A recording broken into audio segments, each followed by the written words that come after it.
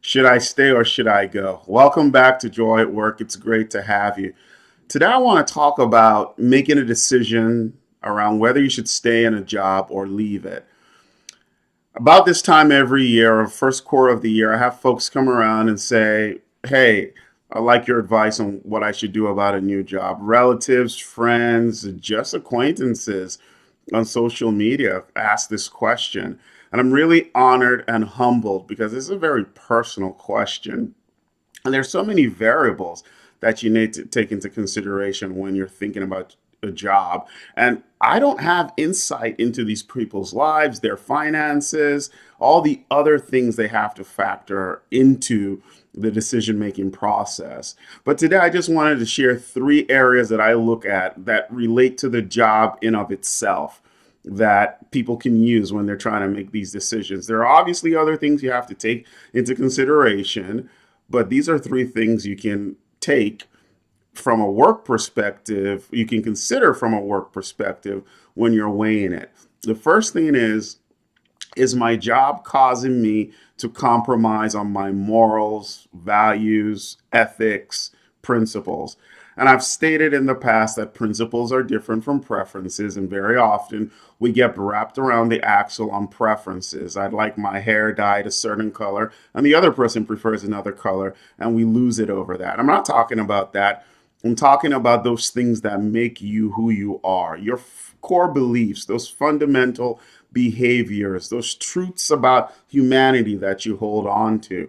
I find so many people, unfortunately, give up their morals and their ethics for really no reason. Well, that's not true. The reason why they do this is because for many folks, their identity is wrapped up in their job. And this is a dangerous place to live at. In fact, this could be a post, a video blog of its own: identity and work.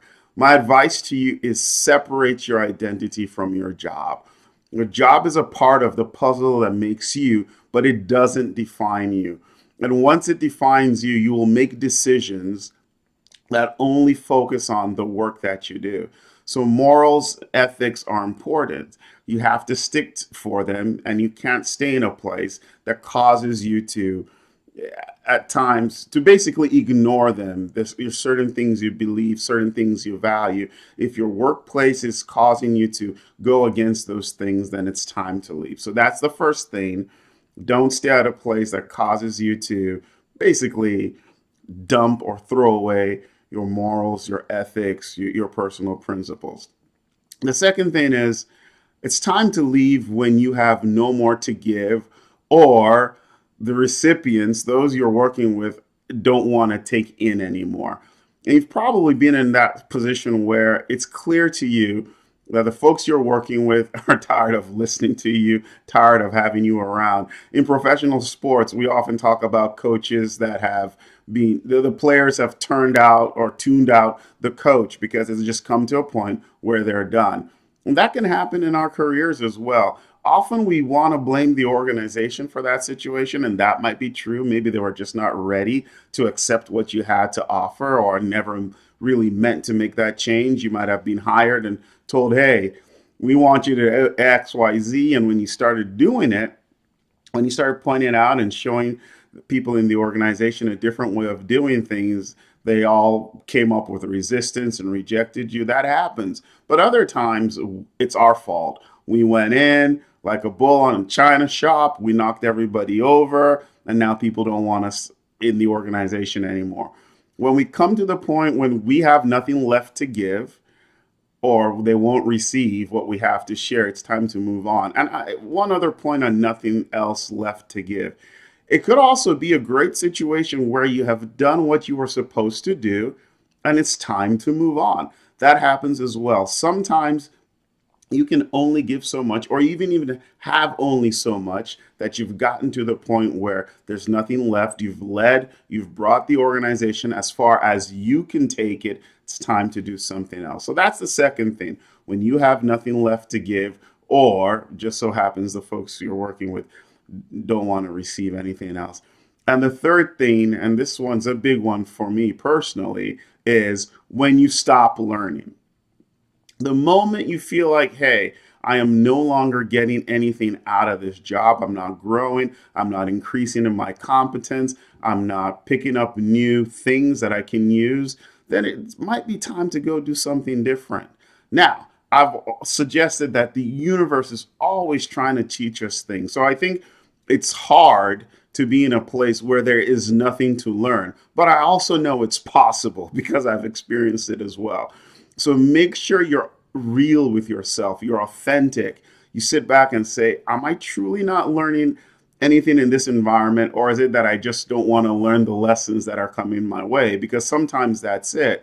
We are being presented with opportunities to learn. We just don't like the lesson, so we want to do something else. So, right, for me, that's it.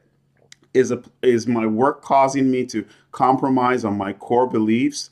Have I come to the place where I have nothing left to give? My tank is empty, and it's time to for somebody else maybe to give something? Or are we now at the place where I am no longer learning, and to grow, I need to step out of that situation to do that? The first job I left, that was a situation. I felt like I had gotten to the point where my growth wasn't occurring at the rate I wanted it to occur at. I needed a new challenge. I needed to do something different. And so I made a move. It was difficult. It's never easy, especially when you have joy at work, right? You like the people you work with. You generally like what you're working on. And you have good leaders that support you in your career. But sometimes it's the right move to make. So should I stay? Should I go? It's a very personal thing, but maybe you can apply those three decision or factors that I've shared today into to your decision making process. And hopefully, if you decide to stay, you'll find or continue to find joy at work. And if you decide to move on and do something else, you'll find joy at work wherever you find yourself. Take care. See you next time. Don't forget to subscribe, share your feedback, share your thoughts. I enjoy hearing from all of you. Bye.